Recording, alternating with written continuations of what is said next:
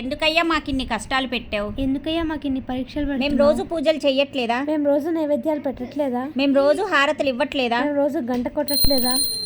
మమ్మల్ని కష్టపెట్టడానికేనా ఈ పేదరికంలో పుట్టించావు. మేము చేసే పూజలు నిజమే అయితే అవి నువ్వు నిజమని నమ్మితే రా, కదలిరా, మమ్మల్ని కోటీశ్వరుల్ని చెయ్యి. చెయ్యి. నా భక్తులకి ఏదో ఒక సాయం చెయ్యాలి. చేస్తాను, చేసి తీరుతాను. పోయి మనం ఏదైనా మంచి జాబ్కి అప్లై చేద్దామా? సరే చూద్దాం. ఇది చూడు ఒకసారి. డిగ్రీ కావాలరా. మంది ఇంటరే కదా. ఏయ్ మాకు పాలే లేదేంటి?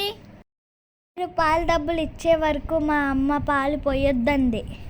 మనకి రేపటి నుంచి పాలు లేవా? లేవుగా. మీరు 6 నెలల నుంచి ఇంటి అద్దె కట్టట్లేదు. మా నాన్న ఇంటి అద్దె కట్టకపోతే రేపటిలో బయటికి వెళ్ళిపోమన్నాడు. బయటికి వెళ్ళకపోతే సామాన్లు అన్నీ బయటికి విసిరేస్తాడంట. అయితే మనకి రేపటి నుంచి ఇల్లు కూడా లేదుగా. లేదుగా.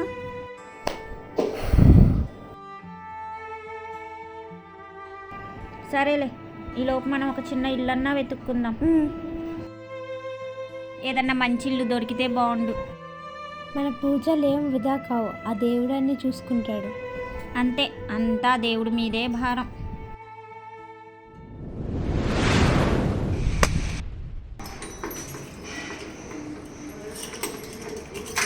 పద. అక్కడ ఏదో టూలెట్ ఉంది చూడు.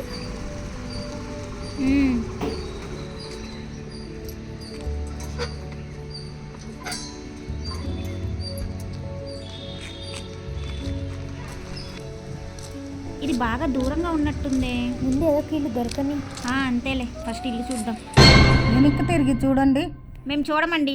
చూస్తేనే కదా తెలిసేది. మేము చూడమని చెప్తున్నాం కదా. మీ టైం మారుద్దేమో. మా టైం ఎప్పుడు మారదు, ఇలాగే ఉంటుంది. పద. అదృష్టాన్ని కాదనుకుంటున్నారు. వీళ్ళకి ఇంకెవ్వరూ మార్చలేరు. ఆవిడేంటే అన్ని రూల్స్ పెట్టింది, ఏదో వాళ్ళకే ఇల్లు ఉన్నట్టు. ఇంక ఇల్లు లేవా ఏంటి? చాలా ఉన్నాయి. అమ్మో, దరిద్ర దేవతలు వస్తున్నారు, పారిపోదాం. అక్కడ ఎవరో పరిగెడుతున్నారు చూడు. ఎవరావిడా? ఏమోలే, మనకెందుకు, ముందు మనకి ఇల్లు కావాలి. పద, ఎవరెట్టిపోతే మనకెందుకు.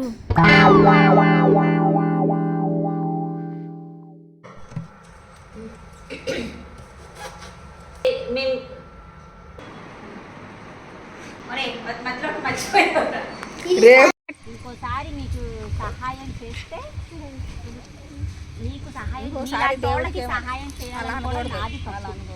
దేవుడికి ఏం అడగబాకండి అని చెప్తా. అంటే మీ టైం మారొచ్చేమో. మా టైం ఏమన్నా